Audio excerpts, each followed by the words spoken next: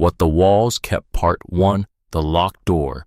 She had $1 in a canvas rucksack, and a photograph of a woman she had never met who had been dead for 12 years. The dollar came from the tip jar at Maple Lane Diner, which technically wasn't hers to take, except that she had bussed tables and washed mugs and swept the floor every single morning for 4 years, and nobody had given her a going-away present. So she counted the photograph and the rucksack and that single folded dollar, and she called it even. The driveway had been hers once, for 20 years technically. Her name was on nothing. Her name was never on anything, but she had walked down that driveway 10,000 times, first on small legs, then on longer ones, always heading toward the same school bus at the same stop at the same time. That's what made it hers, not a deed, not a title, repetition. Now it was just a driveway, and she was sitting on a cardboard box at the end of it, watching the October sky go flat and gray over Burlington, Vermont, and understanding that this was the day she had been waiting for since she was 11 years old. Garrett had changed the locks. He hadn't said anything dramatic about it. Garrett never did anything dramatic. He didn't need to. He was the kind of man who made spaces smaller just by being in them, who could make a person feel like they were shrinking without raising his voice above a conversational tone. He said things the way you said the weather, flat, final, not open for discussion. She had come home from the morning shift at the diner. Her key worked on the front door. It had always worked on the front door. She had gone upstairs and turned the knob to her bedroom, and the knob had turned, but the door hadn't moved because there was a padlock on it now. A new one, shiny hardware store padlock, the $8 kind, screwed into the old painted door frame. She had gone back downstairs. Garrett was in the living room watching television. He didn't look at her. "Your stuff's in the driveway," he said. That was it. No argument, no explanation, no particular cruelty beyond the efficiency of it, the way you solved a logistics problem you had been meaning to get around to for a while. She had gone outside. One cardboard box, her clothes, her toothbrush, a book she'd borrowed from the library 2 years ago and forgotten to return, the photograph of her grandmother Marion in its frame, which had been on her nightstand since she was 9 years old and which had survived 11 years of keeping herself small and still in that house.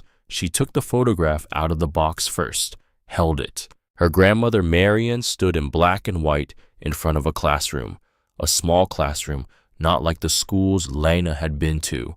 One room, wooden desks. Marion Marsh had been a teacher in New Hampshire in the 1950s, and she had looked exactly like someone who had taught in a small room in New Hampshire in the 1950s. Straight back, kind eyes, chalk dust on her fingers visible even in the black and white. Lena had never met her. Marion died when Lena was 8 in a town 3 states away from a heart attack at her kitchen table, but this photograph had been on Lena's nightstand every night of her life in that house, and she had looked at it often in the way you looked at the face of someone who could not be reached, but who felt somehow like the person who would have understood. She put the photograph in her rucksack, against her back, next to her spine. Then she sat on the cardboard box and took out her phone.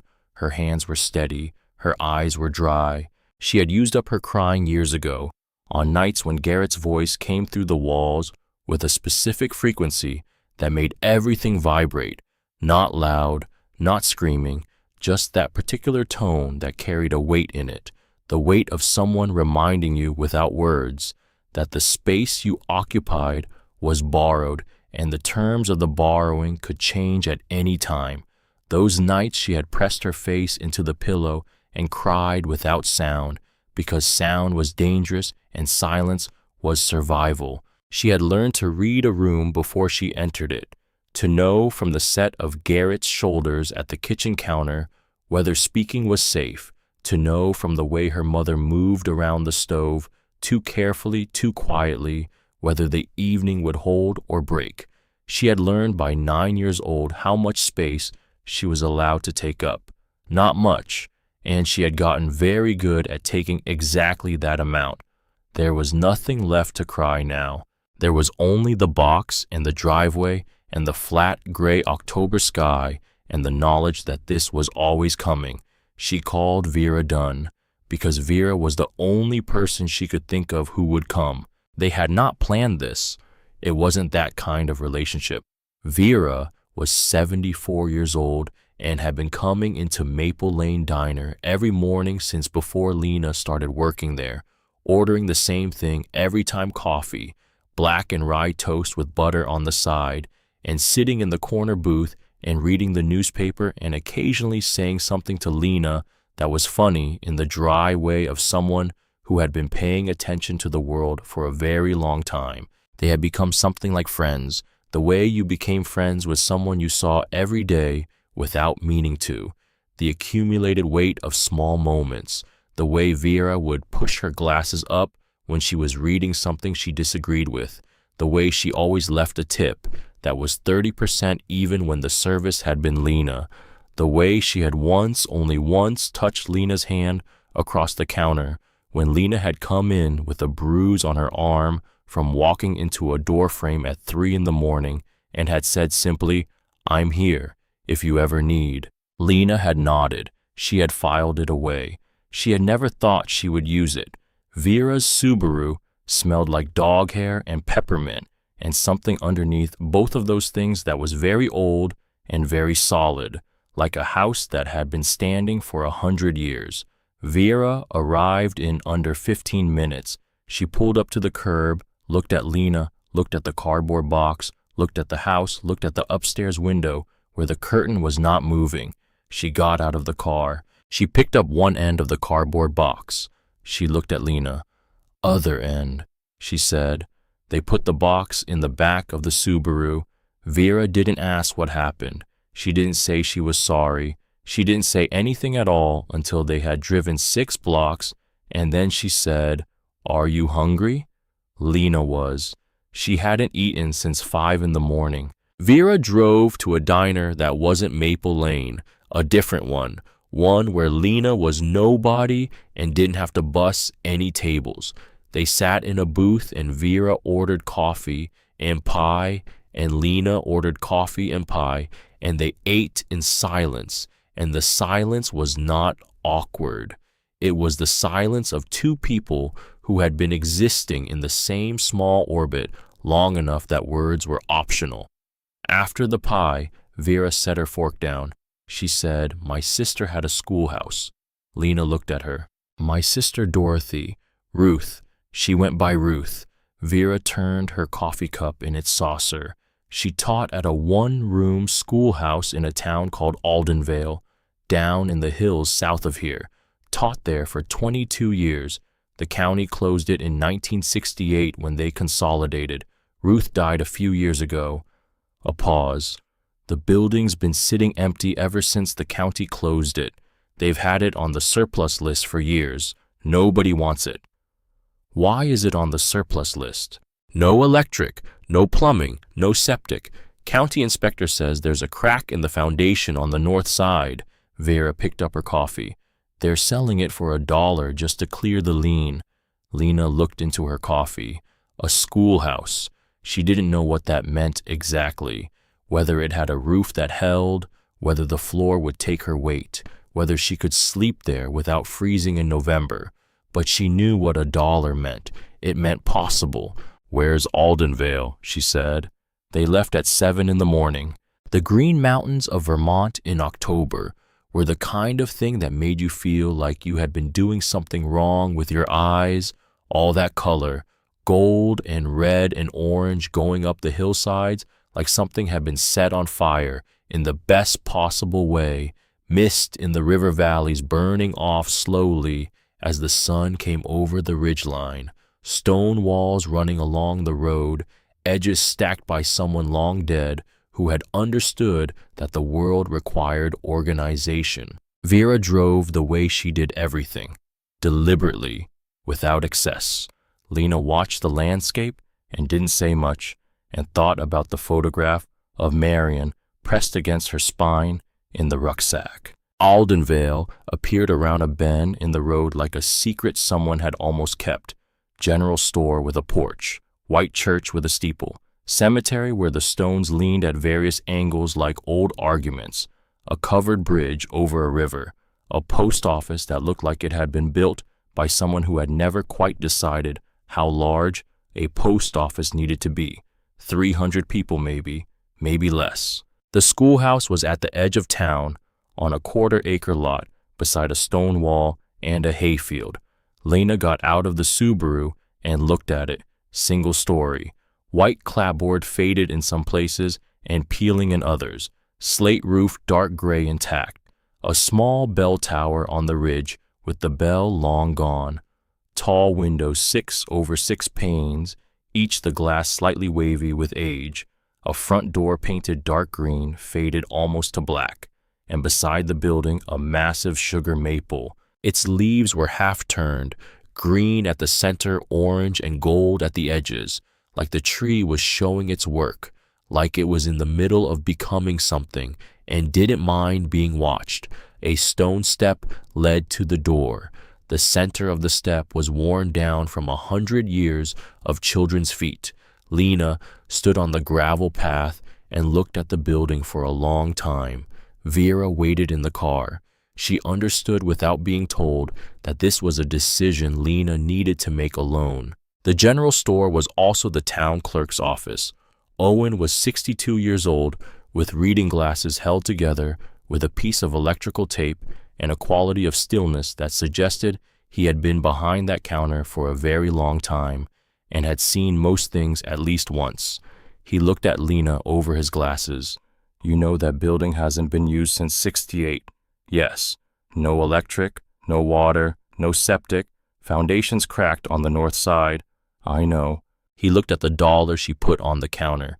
He picked it up. He opened a drawer, found a handwritten form, and began filling it out with a pencil. Welcome to Aldenvale, he said. The interior was exactly what it had been in 1968. Wide maple plank floors, dusty but solid, the kind of hardwood that got harder with age. Plaster walls cream-colored with age. A green chalkboard still mounted on the front wall. A map of the world tacked beside it, yellowed and curling at the corners. Pressed tin ceiling painted white, the stamped floral pattern still visible under 56 years of stillness. 2 rows of wooden school desks, the old-fashioned kind with cast iron legs and flip-up writing surfaces, most of them intact, all of them waiting for students who had become parents, who had become grandparents, who had most of them moved away. At the back, a cast iron pot-belly stove on a brick hearth, chimney pipe running up through the tin ceiling, rusted but whole. Beside the stove, a small cabinet, a few pieces of chalk, a grade book, a bell, the handheld kind, the kind teachers used to call students in from recess. The light in the room was extraordinary. The tall windows on both sides let in long rectangles of October morning sun that fell across the maple floor in warm gold shapes. Dust floated in the light like snow falling sideways. Slowly, without hurry, Lena stood in the center of the room and turned slowly. The room smelled like old wood and chalk dust and the faint sweetness of maple sap that seemed to come from the floor itself, a smell that had been accumulating for 160 years and had no plans to go anywhere. She felt the history of the space, not as a weight, as a presence, the way certain rooms felt occupied even when empty because the people who had been in them had left something behind that wasn't quite a sound and wasn't quite a smell, but was something. She walked to the front of the room, stood at the chalkboard. Someone had written the date years ago and never erased it. June 4th, 1968, the last day. She ran her finger along the ledge of the chalkboard. Chalk dust came off on her fingertip, fine and white and still after all these years, exactly what chalk dust was. She said very quietly to the room, "Okay." The north corner was where the plaster had failed first, cracks running from floor to ceiling sections, buckling away from the wall. Lena put on work gloves. she borrowed from Vera's car and began pulling. The plaster came off in large chunks. Behind it lay thin strips of wood nailed horizontally across the wall studs, and behind the lathe the studs themselves, hand-hewn from local timber, rough cut still hard and straight after 160 years. And between the studs newspaper, old newspaper, yellowed and brittle, crumpled and packed tight between the studs as insulation. Pages from the Addison County Independent and the Burlington Free Press. Dates from the 1930s and 1940s mostly, before fiberglass bat insulation was common, before anyone had decided that old newspapers were not the ideal material for keeping cold air out of a Vermont schoolhouse in January. Lena pulled the newspapers out carefully, piece by piece, setting them on the maple floor in a pile. Some of them she glanced at, headlines from another era, an agricultural report, a notice about a town meeting, a recipe for something involving suet. She was being careful because they were old. She was not expecting to find anything else. And then her hand touched something that wasn't paper, something metal, flat, rectangular, slightly smaller than a hardcover book. She pulled it free carefully, a tin box, the kind that had once held Christmas cookies or assorted hard candies. It was rusted at the edges, but the lid was still tight. She pried it open. Inside, wrapped in a piece of wax paper that had gone brittle with age, a stack of paper money, old bills, some $5, some $10, folded in half and bound with a piece of string. She counted them. $340. Lena sat back on her heels. She looked at the tin. She looked at the wall. She looked at the tin again. Okay. Stop. Think about this. One tin in one wall cavity, hidden behind the lathe and the newspaper. Hidden carefully, the newspaper packed specifically around it, not randomly, but deliberately creating a kind of nest. Someone put this here on purpose. She went back to the wall. She pulled more newspaper from the next stud bay. Slow, careful. Looking now, instead of just removing, her hand touched another tin. $280 in this one. Next bay, a mason jar sealed with wax. $510 in coins and small bills. The bay after that, a tobacco canister, round, with a hinged lid. $400. Lena worked through the entire back wall that afternoon, pulling plaster and lathe and newspaper, finding tin after tin, each one tucked between the studs at a different height, each one packed in carefully with newspaper around it, like someone had placed them one at a time over a long period of time, adding one here and one there and never in a hurry. By the time she reached the corner, her hands were white with plaster dust and shaking with something between exhaustion and something she couldn't name. She moved to the side walls. More tins, more jars, a wooden box, 2 canvas pouches, 1 sealed envelope. One of the jars held only silver dollars, each one wrapped separately in tissue paper. One tin held a thick roll of $50 bills held together with a rubber band that disintegrated the moment she touched it, the bills fanning open in her hands, like something that had been held together by will alone and had simply been waiting for permission to let go. By the end of the second day, Lena had opened every wall in the schoolhouse, 23 containers in total, distributed through every wall, hidden at different heights, as if someone had spent decades building a treasury inside the skin of the building, one small deposit at a time, in the way you built anything that was meant to last, not all at once, but gradually, with patience, with a belief in the future that never wavered. The total was $29,700. She sat on the maple floor with the money in front of her, and the empty tins and jars arranged around it, and the old newspaper stacked in a pile, and the plaster dust settling on everything like quiet snow. She found the letter inside the sealed envelope. It had been hidden in the wall behind the chalkboard. The last container she opened. She pulled the envelope free, sealed with wax, now dry and brittle. The handwriting on the outside was careful, slanted slightly forward. Written with a fountain pen, the ink faded from black to brown with age. She opened it. The letter inside was written on Schoolhouse stationery. The letterhead said, Aldenvale Town School, Aldenvale, Vermont, in small type at the top, and below it in the same careful slanting hand, to whoever finds this. My name is Ruth Calloway. I have taught in this school for 22 years. The county has decided to close this building and consolidate the children into the school in Burlington. I understand why they have made this decision. I do not agree with it, but I understand it. Over the course of my years here, I have saved what I could from my salary. I did not trust banks after what happened to my parents in 1933. I lived simply.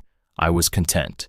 And so the money accumulated in the walls of this building, a little at a time, in the same way that anything worth having accumulates slowly without drama through the practice of putting aside what is not immediately needed. This money belongs to the school.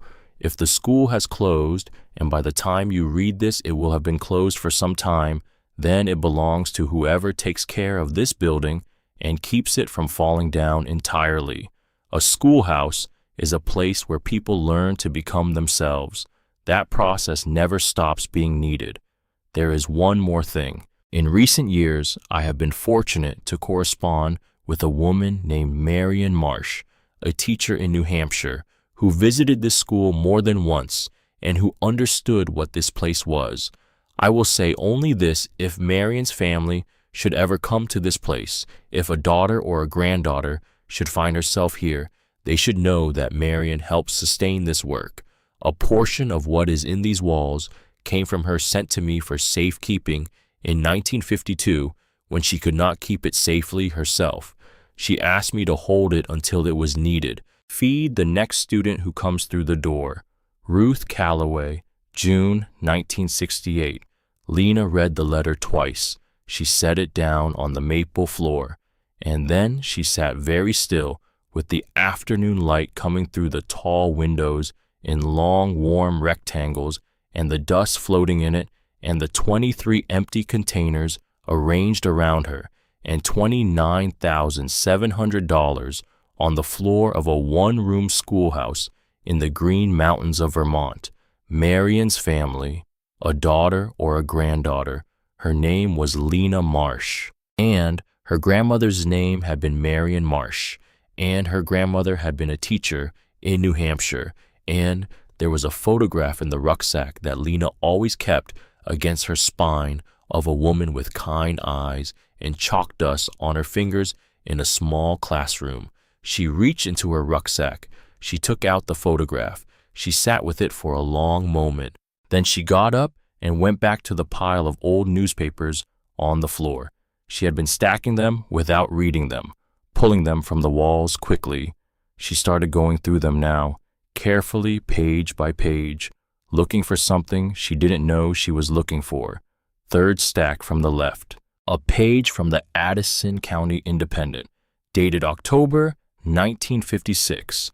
The paper had been folded around itself and packed into the wall cavity with a tin in the third stud bay from the left on the back wall. At the bottom of the page, a small photograph, black and white, the kind of photograph local newspapers ran at dedication ceremonies. Two women standing in front of a library building, one of them identified in the caption as Ruth Calloway, Aldenvale, the other identified as Marion Marsh, visiting teacher from New Hampshire. They were standing close together. They were not looking at the camera. They were looking at each other. And they were smiling in the way people smiled when they had been talking for a long time and had found the conversation worth having. Lena looked at the woman in the newspaper photograph for a long time. Then she looked at the photograph from her rucksack. The same jaw, the same straight back, the same way of standing, which was the way of someone who had been in many classrooms and had learned that how you stood in front of people mattered. Same chalk dust on the fingers.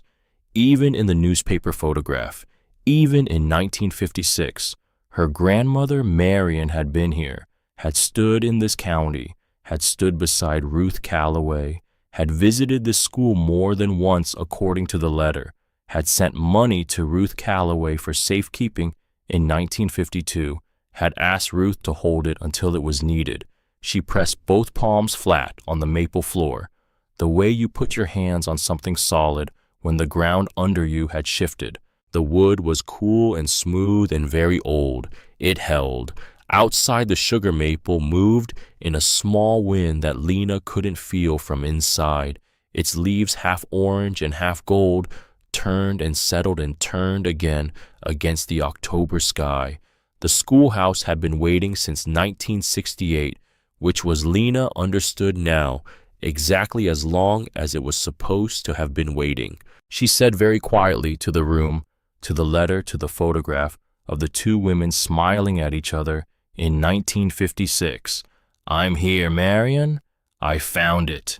The afternoon light came in through the tall windows and fell across the maple floor and the old tins and the money and the newspaper and the letter from Ruth Calloway and the photograph of her grandmother, all of it warm and still, all of it waiting to see what happened next.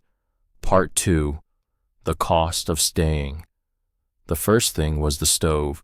Before the plumbing, before the electricity, before any of it, the cast iron pot-belly stove in the back corner of the schoolhouse had been sitting there since 1968 with its chimney pipe running up through the tin ceiling and nothing to show for itself except rust and the memory of what it used to do. A chimney sweep drove out from Middlebury. He had the look of a man who had seen every variety of chimney neglect that Vermont could produce and had made his peace with all of them. He ran his brush through the pipe.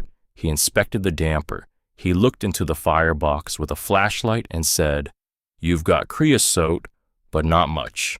Bird nest at the top, but I got it. Stove itself is solid." He drove away.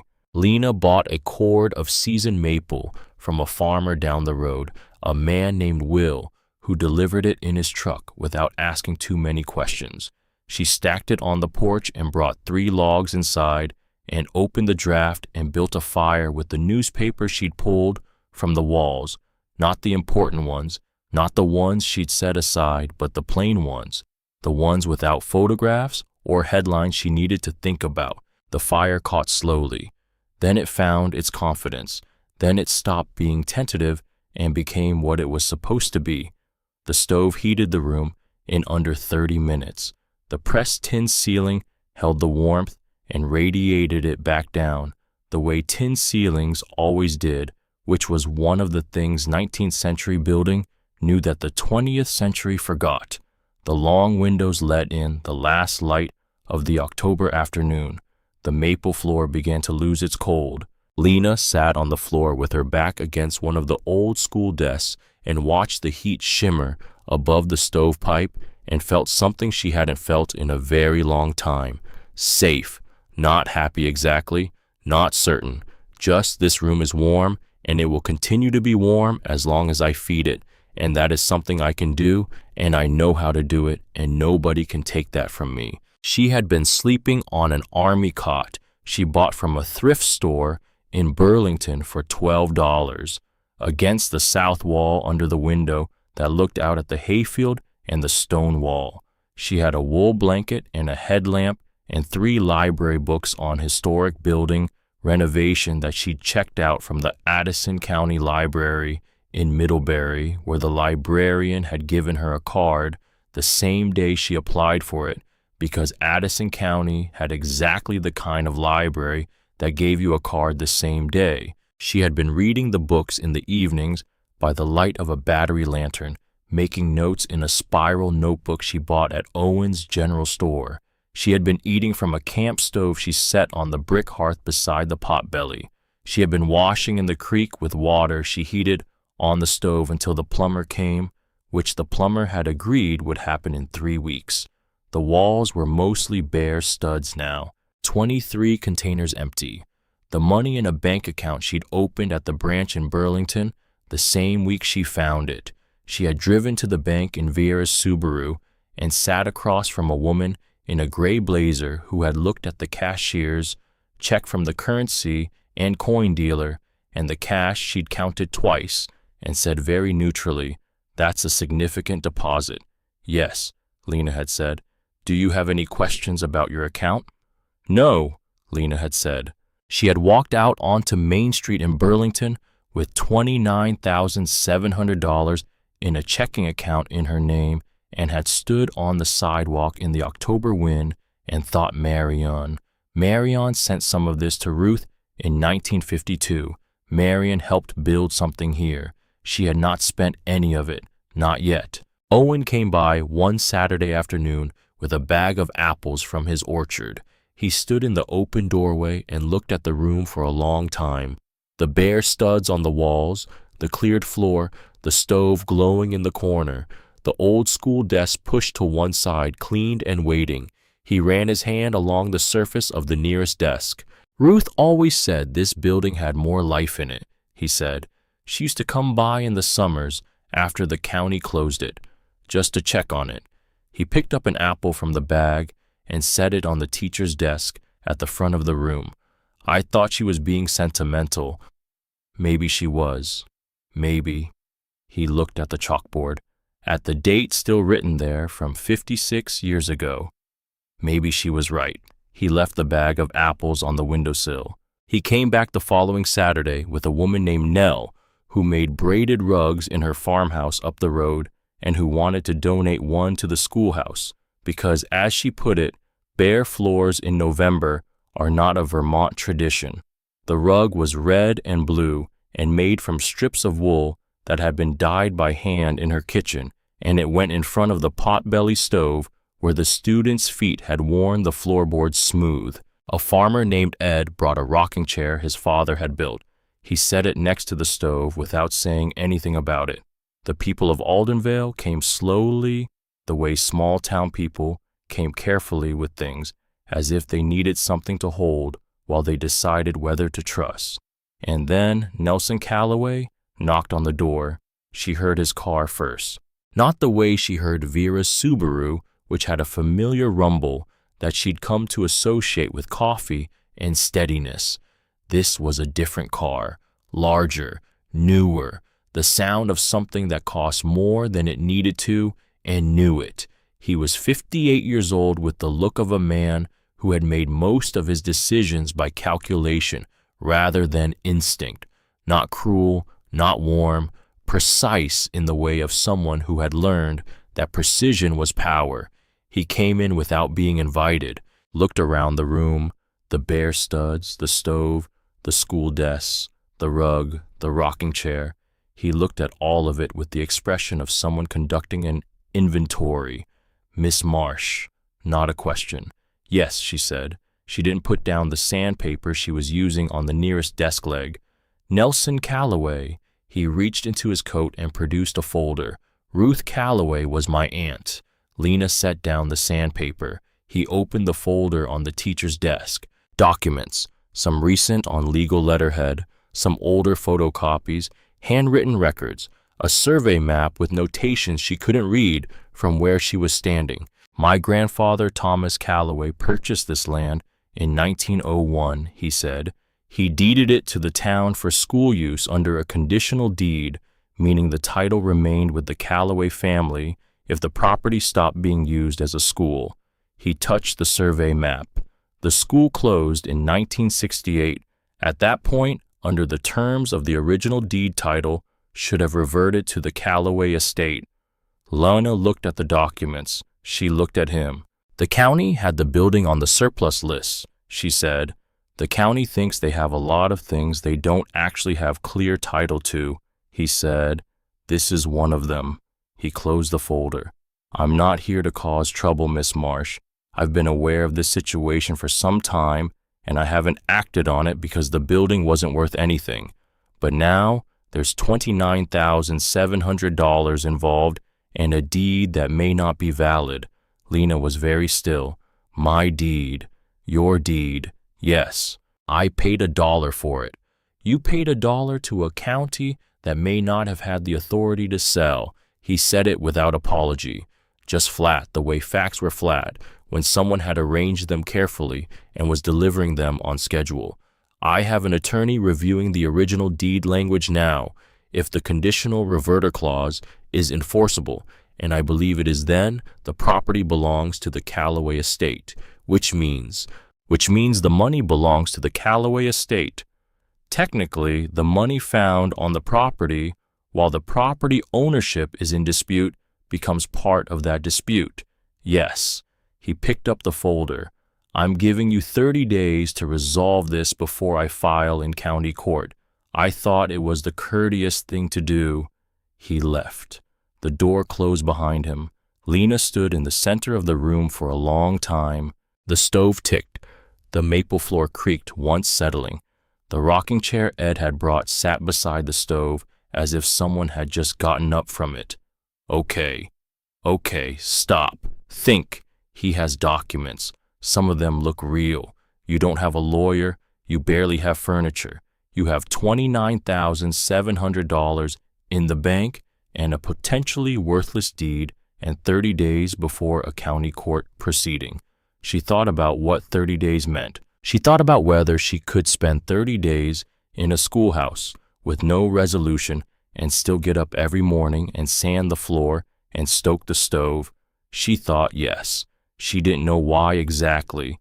She just knew that whatever Nelson Callaway had in that folder, she was not leaving before she understood what she was actually dealing with. Vera arrived 3 days later. She drove from Burlington on a Tuesday morning with her Subaru loaded with a bag of groceries and a second wool blanket, and the expression of someone who had decided something and was not changing her mind. She set the groceries on the teacher's desk. She sat down in the rocking chair beside the stove. She looked at Lena. "Tell me about Callaway," she said. Lena told her. Vera listened in the way she listened to everything, completely still, without interrupting, without the small performative noises people made to show they were engaged. When Lena finished, Vera was quiet for a moment. "I need to tell you something," she said. Lena waited. "I didn't tell you about this schoolhouse by accident." Vera said it carefully, not confessing, not apologizing, just stating. "When you told me your last name that first week you started at the diner, Marsh, I felt something." She paused. "Ruth told me something the day she locked the school for the last time. I was 18. I had driven out to Aldenvale to help her pack the last of her personal things. She said," another pause, "she said if I ever met someone with the name Marsh who needed a place, I should think of the schoolhouse." Lena stared at her. "She said the building would take care of whoever took care of it." Vera looked at the stove. "At the time, I thought she was being poetic. She had a tendency toward poetry, Ruth did, a slight softening around her eyes. I held on to it. You hold on to things people tell you when they're saying goodbye to something they love. You don't always know why." "How long ago was that?" 1968. Vera looked at her. 56 years ago? The schoolhouse was very quiet. "You didn't plan this," Lena said. "You didn't engineer it." "No, I had coffee at that diner every morning for 11 years, and you were just the girl who kept my mug full. Until the morning you told me your name and Ruth's voice came back from 1968 and said, 'This one. This is the one.'" She looked at her hands. "I couldn't tell you then. I wasn't sure. I'm not in the business of sending 20-year-olds into abandoned buildings based on 56-year-old instructions from my dead sister." A pause. "I drove you there and I let you look at it and I let you decide because the decision had to be yours." Lena sat down on the floor near the stove. She felt the old maple planks under her palms, cold and smooth and solid. "She left you a letter," Vera said. "Ruth. She told me there was a letter for whoever found the building. She didn't tell me what it said." She looked at Lena. "What did it say?" Lena told her. "About Marion, about the 1952 money sent for safekeeping, about Ruth's specific instruction. If Marion's family comes, they should know Marion helped sustain this work." Vera was very still for a long time.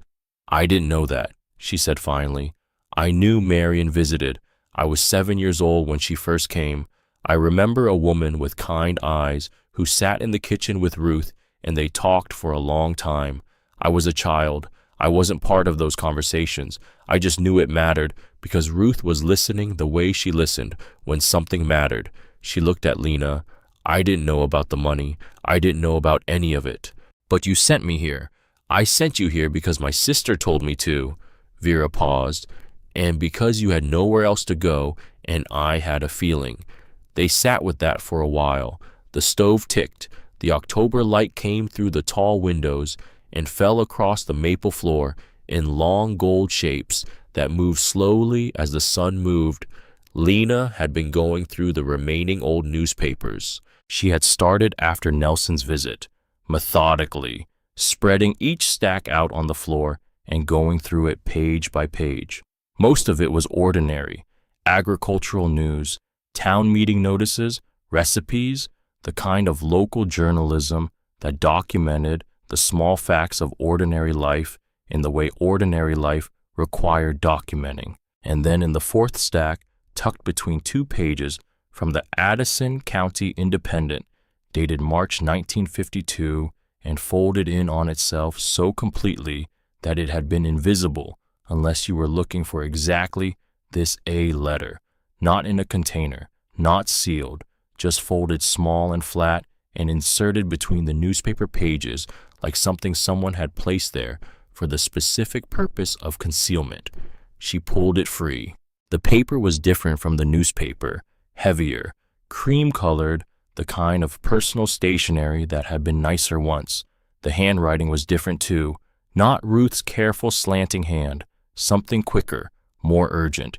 Dear Ruth, I am sending what I can. I know it isn't much. Don't put it in the bank. He goes through the statements and asks questions I don't want to answer. Put it somewhere dry and safe. The walls, if you think they'll hold. Stone buildings hold things. Theodore borrowed from my father's estate 3 years ago and has not paid it back and says he won't. There is some remaining that I have kept separate that he doesn't know about, and I want it somewhere he can't reach it until things are settled. I don't know when that will be. I may never know. I trust you with this because you are the most honest person I know, and because what you're building there in that schoolhouse is the kind of thing that deserves to keep going. When it's needed, use it. For the school, for the building, for whoever comes after. Don't save it for me. It was always meant to go somewhere good. With love, Marion. March 14th, 1952. Lena read the letter twice. Then she sat on the maple floor with it and looked at the photograph of Marion pressed flat in her rucksack against her spine and understood something she hadn't understood before. Marion hadn't just sent money to Ruth for safekeeping. Marion had been trying to save something from a man who took what didn't belong to him, from a situation she could not fully escape but could partially outmaneuver. She had taken what was hers by right money from her father's estate and had moved it somewhere Theodore couldn't reach it. She had moved it into the walls of a schoolhouse in Vermont.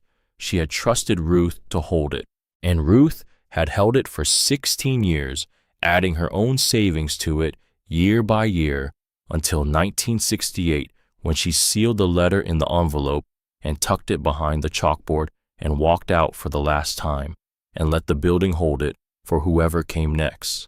Marion Marsh had spent her life trying to protect something from a man who felt entitled to it. Lena Marsh had spent her life trying to protect something from a man who felt entitled to it. The names were different.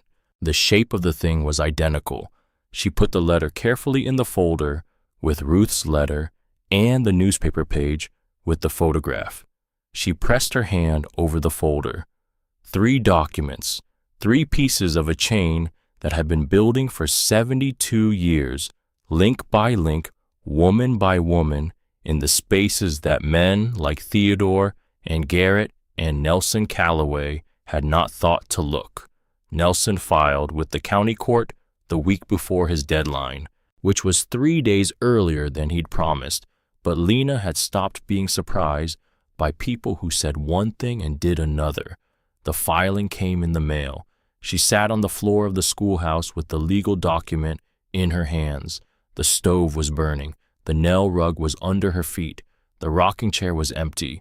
The old school desks were clean now, lined up facing the chalkboard, which still said June 4th, 1968. She had $29,700 in the bank. Nelson Calloway had an attorney and a conditional reverter clause from 1901, and the presumption of a man who had always believed that what he was owed would eventually come to him. She could write him a check.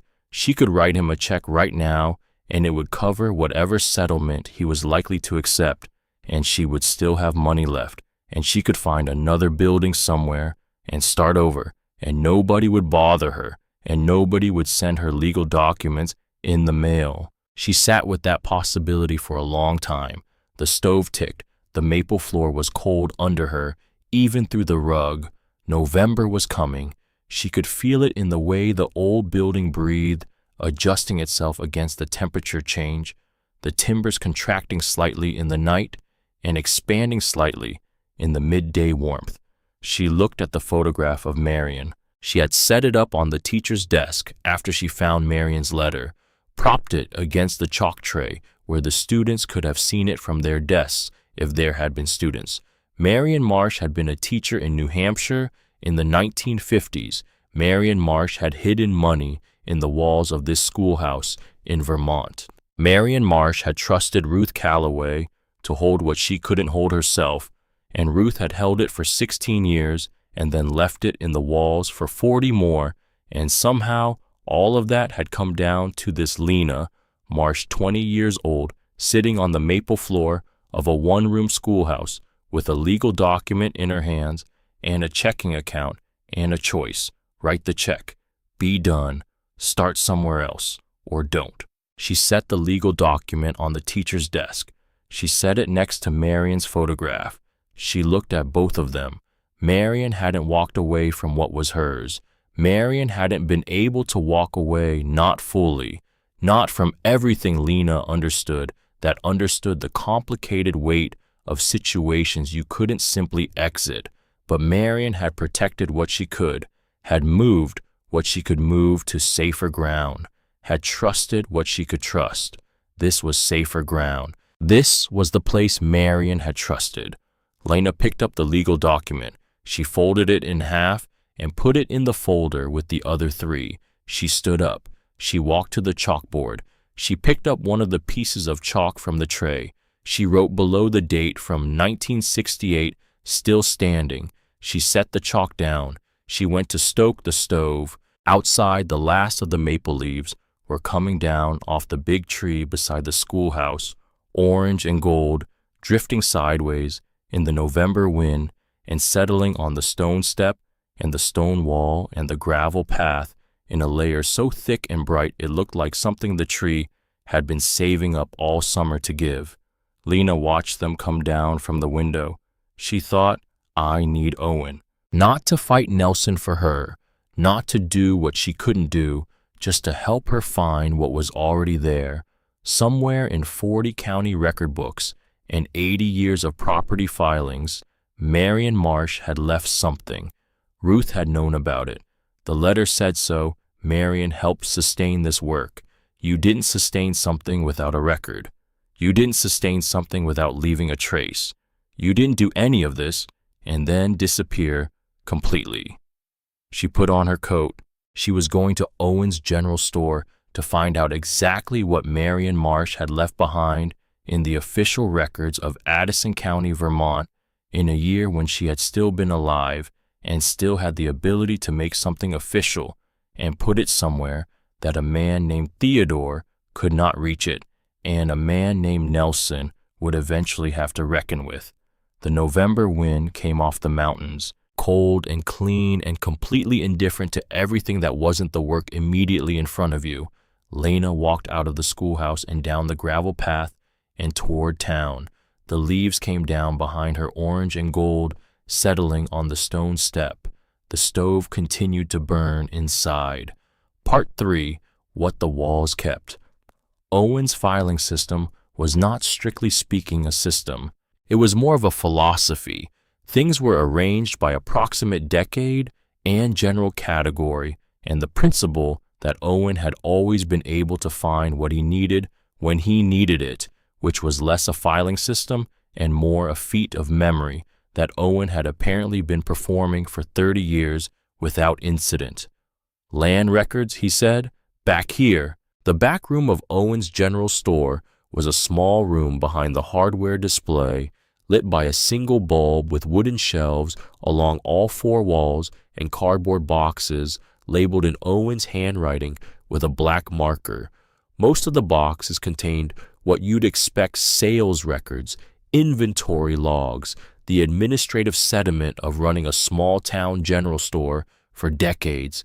But along the north wall were county record volumes, old ones, the kind that the county had microfilmed at some point and then left the originals here because it was a small county and Owen had always been willing to be the town clerk and the general store was close enough to the town hall. What year? Owen said. 1959? Lena said. Marion Marsh, a contribution to something called the School Building Fund. Owen ran his finger along the spines of the volumes on the bottom shelf. He pulled out a volume bound in green cloth, worn at the corners, hand-labeled on the spine, Addison County Land and Institutional Records, 1955 to 1962. He set it on the table. Lena opened it. It was a ledger, handwritten entries one after another in the bureaucratic script of whoever had been the county record keeper in those years. Property transfers, deed registrations, institutional accounts, the kind of documentation that nobody read unless they had a specific reason and which had been sitting on Owen's shelf for 60 years undisturbed because nobody had had a specific reason until now. She turned pages, slowly, carefully. The pages were brittle at the edges and the ink had faded to brown in places, and she was looking for two words, Marion Marsh, in 120 pages of entries, and she found them on page 74, not where she expected, not under land transfer, not under property deed, under institutional contributions, Addison County Educational Fund, 1959. The entry read Marion Marsh Concord, N.H., contribution to Aldenvale School Building Maintenance Fund. Amount $400, notarized, witnessed, and recorded in accordance with the Institutional Fund Charter dated 1902, signed Marion E. Marsh. Two witnesses, both with Addison County addresses, both notarized. Lena read it 3 times. Then she looked at Owen. Owen looked at the entry. He said, She said, what does that mean? It means, he said slowly, the way he said things when he was working out the full implication while speaking, that Marion Marsh of Concord, New Hampshire, made a legally recorded institutional contribution to the Aldenvale School Maintenance Fund in 1959. He looked at her, which is not the same as owning the land, but it is documented evidence of a legal, financial, and institutional connection to this specific building that predates Nelson Calloway's claim. That's not how the law works precisely. But it creates a recorded legal interest in the property that a court would have to consider. He looked at the entry again, and it's a notarized witness document from 1959, not a letter from 1968, not a conditional reverter clause from 1901 that nobody has enforced in 60 years. He closed the volume. It also raises questions about what a conditional reverter clause means when a third party with a documented institutional interest has been contributing to the building's maintenance. Can Nelson still pursue this? He can try. Owen looked at her steadily. He probably won't. He was right. Nelson Calloway's attorney called Owen's office, which was also the general store, on a Thursday morning, 2 weeks after Lena had found the entry in the record book. Owen told Lena about the call that afternoon. Nelson was withdrawing the filing.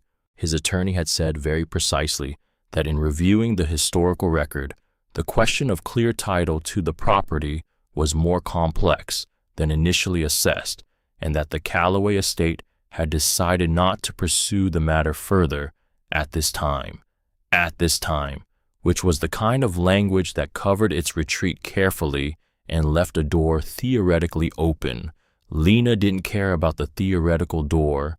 What she cared about was that Nelson Calloway was not getting the schoolhouse. What she cared about was that Marion Marsh had put her name on a notarized document in 1959, and nobody had known it was there until now, and it had waited in Owen's filing room for 65 years and had done exactly what it was supposed to do.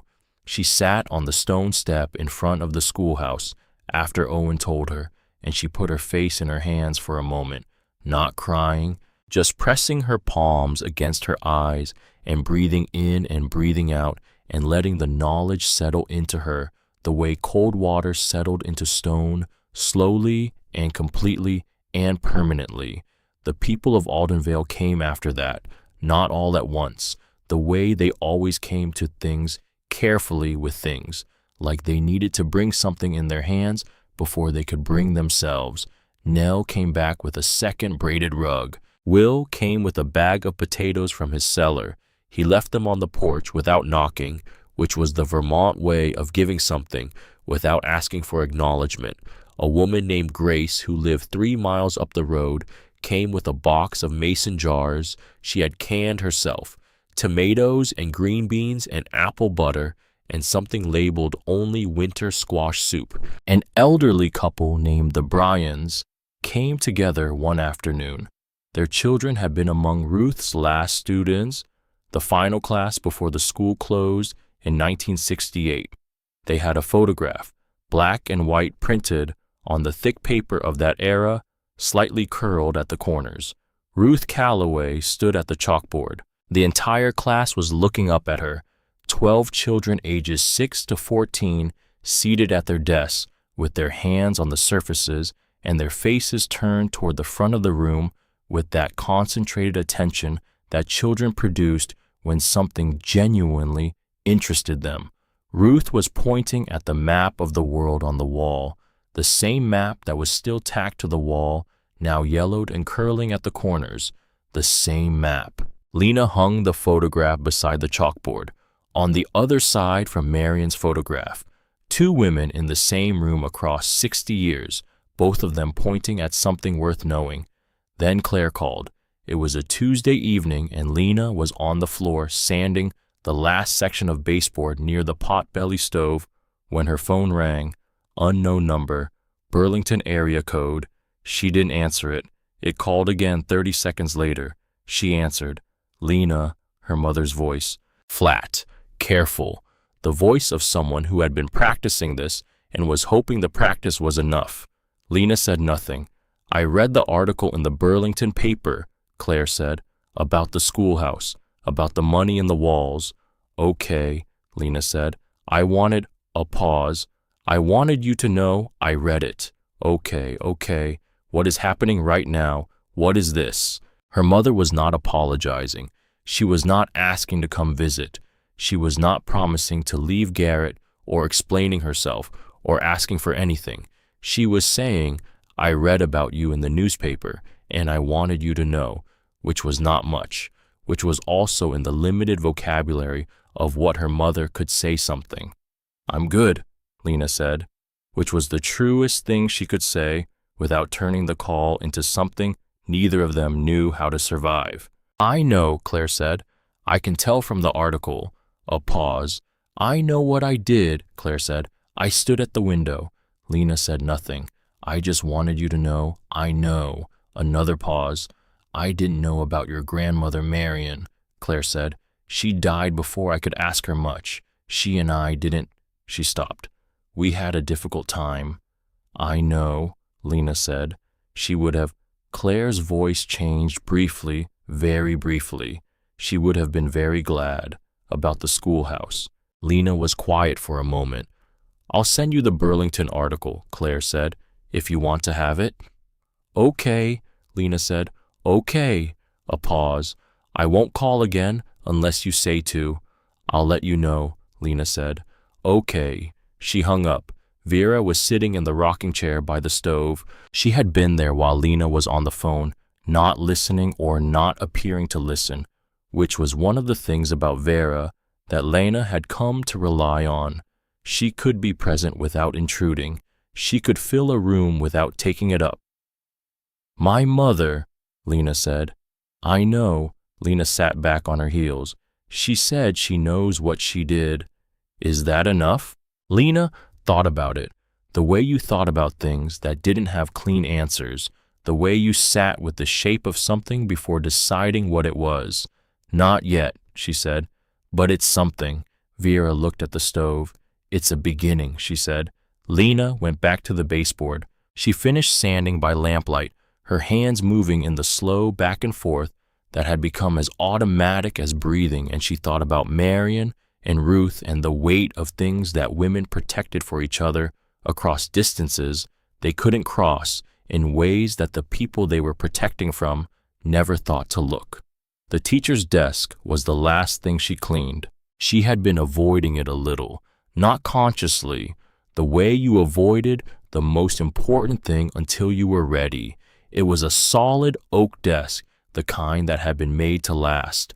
Double pedestals, 3 drawers on each side, the surface worn smooth in the center from decades of grading papers and writing lesson plans and resting arms during the particular exhaustion of teaching 12 children simultaneously across 8 grade levels with nothing but chalk and attention and patience. She cleaned the surface first, then the drawers which held the chalk and the grade book and the bell and nothing else. Nothing she hadn't already found. She was about to stop when her rag caught on something under the left side bottom drawer, not on the drawer itself, on the underside of the desk below the drawer where the frame met the pedestal, a rough edge, like something taped down and then forgotten about, and the tape gone brittle with age. She crouched, looked. An envelope, taped to the underside of the desk with tape that had gone amber and mostly detached, but had held mostly through 56 Vermont winters. A small envelope, the cream-colored stationery kind, lighter weight than the envelopes in the legal folder. She pulled it free. The tape came away in strips. On the front of the envelope in the handwriting, she now recognized the one that was quicker and more urgent than Ruth's careful slant. The handwriting from the 1952 letter. 2 words, "My granddaughter." No name, no date, just "my granddaughter." Lena sat down on the maple floor with her back against the teacher's desk. She held the envelope for a long time. The stove ticked.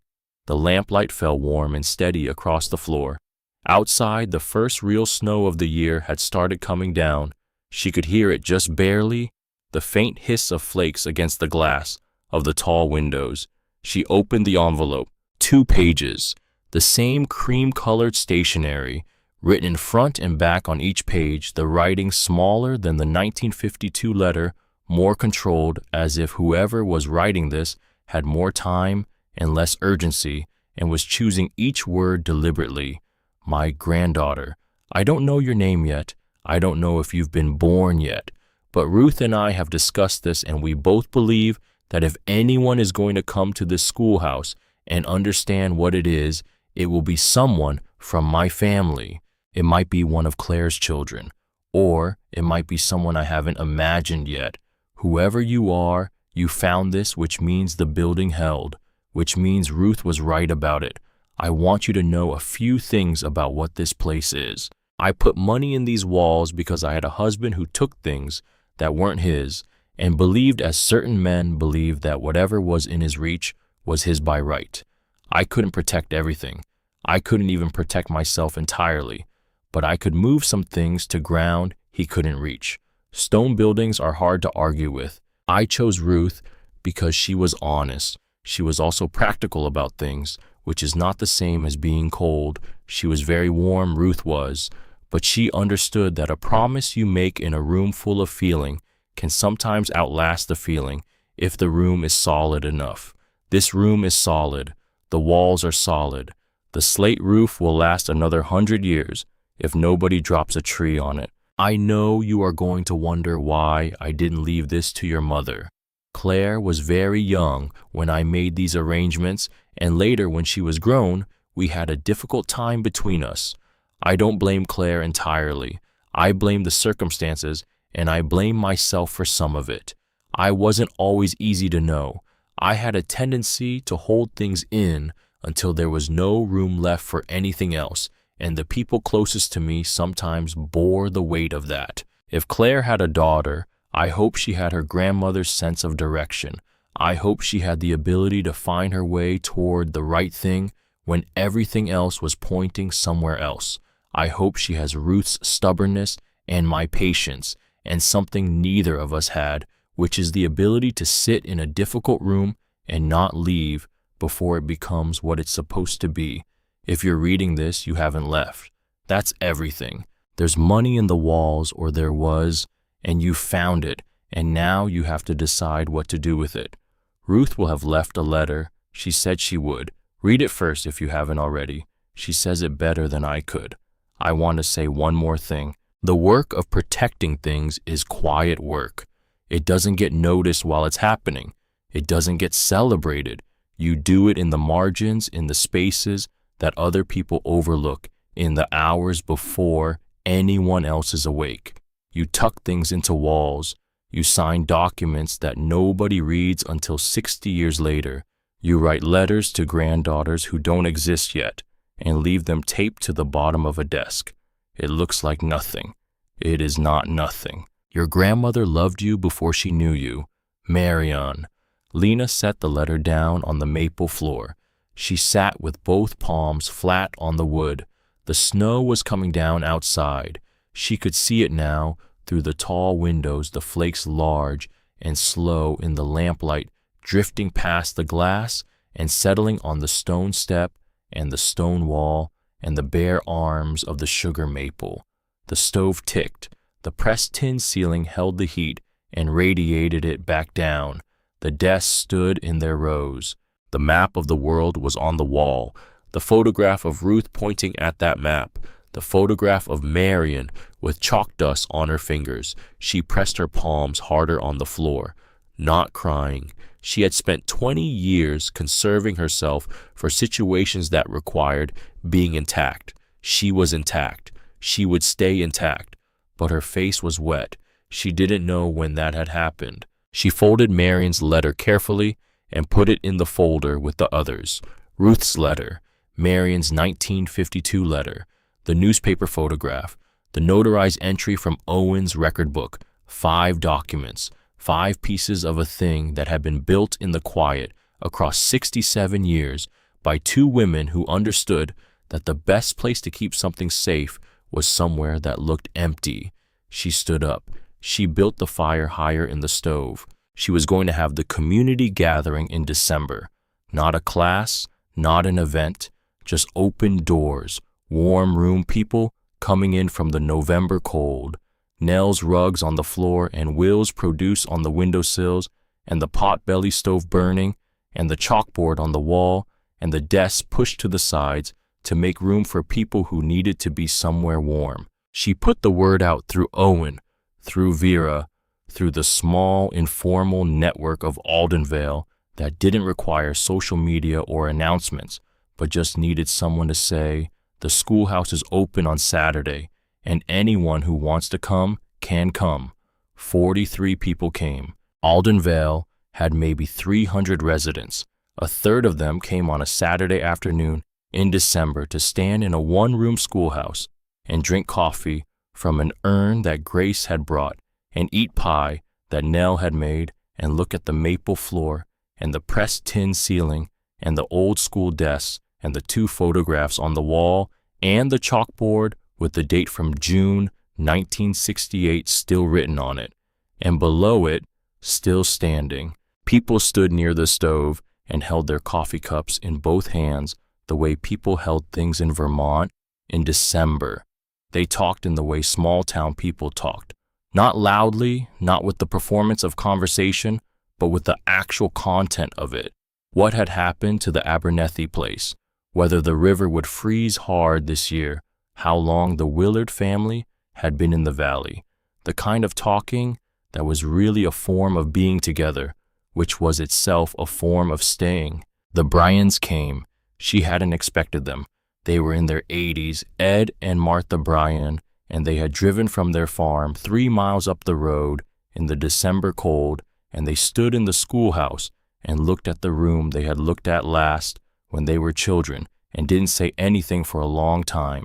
Martha went to one of the desks. She sat down in it, the old-fashioned kind with the cast-iron legs and the flip-up writing surface.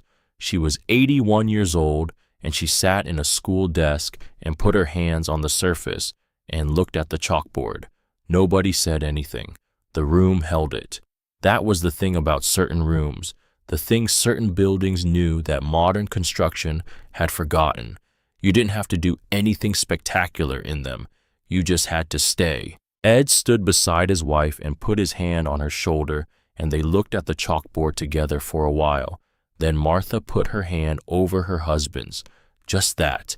Just the two of them standing in a room they had last stood in 60 years ago, when the hands covering each other had been small and smooth instead of weathered and patient. Owen stood near the back wall with his coffee and watched the room with the quiet satisfaction of a man who had been waiting for something to start making sense.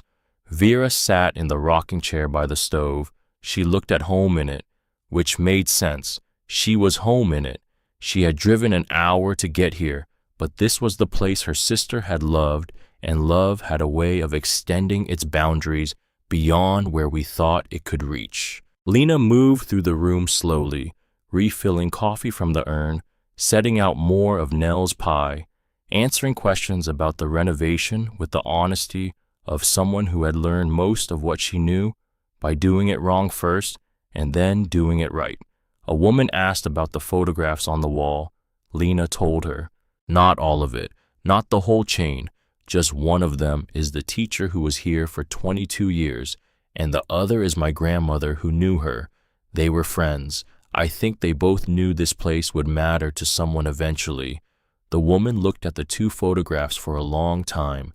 "That's how it works," she said finally. "People make things possible for people they'll never meet. Most of it you never find out about." Vera found Lena by the stove near the end of the afternoon. Ruth would have approved, she said. She would have had opinions about the coffee urn. She had opinions about everything. Vera looked at the room, at the people talking and eating pie and running their hands along the old desks. But yes, she would have approved. After everyone had gone home and the coffee urn was packed up and the last of the pie was wrapped in foil, on the windowsill, Lena stood alone in the schoolhouse. She stoked the stove. She picked up a piece of chalk, the chalk that had been in the cabinet beside the stove since 1968. Still good, still exactly what chalk was supposed to be. Below, still standing, she wrote, "Aldenvale Schoolhouse, reopened, December." Below that, Ruth Calloway, Marion Marsh. She stepped back and looked at what she'd written. 2 names, 2 women who had done the quiet work in the margins, in the spaces other people overlooked across 67 years to make sure that something worth keeping was kept. She picked up the chalk again. She wrote below Marion's name, and then she stopped. She stood there with the chalk in her hand. The room waited. The stove ticked. The snow fell outside. The maple floor held the lamplight and gave it back warm. The map of the world was on the wall, yellowed and curling, and still exactly where Ruth had left it. She looked at the blank space below Marion's name. Marion had written, "It is not nothing." Ruth had written, "Feed the next student who comes through the door." Both of them pointing forward. Both of them leaving the blank line for whoever came next. Both of them understanding that the chain only held if someone was willing to be the next link. She wrote one more thing, Lena Marsh, still learning. She set the chalk down. She walked to the window and looked out at the snow coming down over Aldenvale, the church steeple visible through the dark, the covered bridge, the stone walls running along the field edge under their white covering, stacked long ago by someone patient enough to believe in permanence, the sugar maple bare and still its branches holding the first inch of snow with the patience of something that had been here longer than any of this and fully expected to remain. The schoolhouse was warm behind her. The letters were in the folder on the teacher's desk. Marion was on the wall. Ruth was on the wall. They were both pointing at something worth knowing.